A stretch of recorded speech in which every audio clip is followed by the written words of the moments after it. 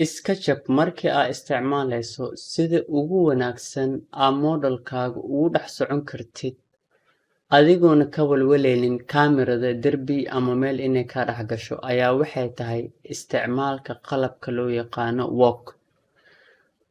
Waa qalab loogu talagalay in aad moodalkaada kula dhex socoto adigoona ka walwalaynin markaad soconaysid aad kaamirada jeedinaysid inay derbi ama meel ay ka dhex gasho adigoona ka walwalaynin. Waxaana laga dhex helaa qalabkaas large toolsetka.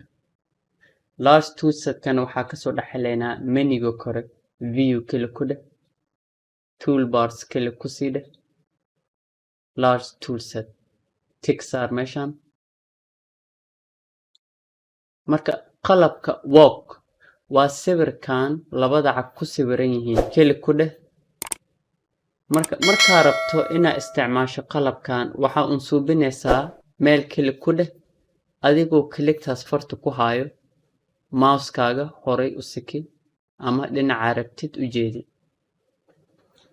Qalabkan oo kale markaa isticmaalaysid kaamirada dhirirkeeda waxay ku fiican tahay in ay kuu joogto dhirir qof caadi meel taagan dhirirkiisoo kale.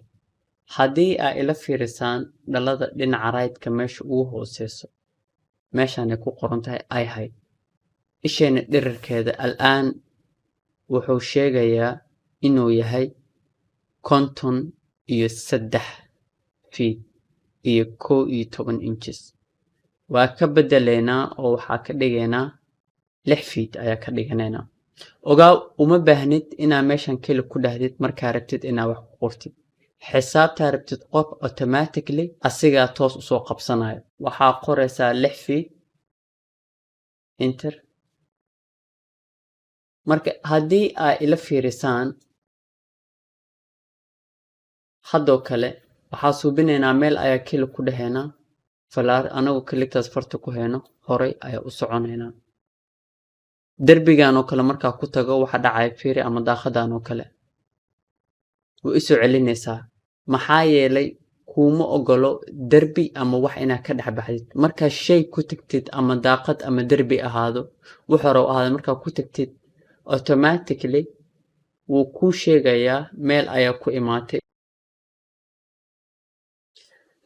Qalabkan waxaa kaloo laga dhex heli karaa menu-ga kore camera hoosteeda.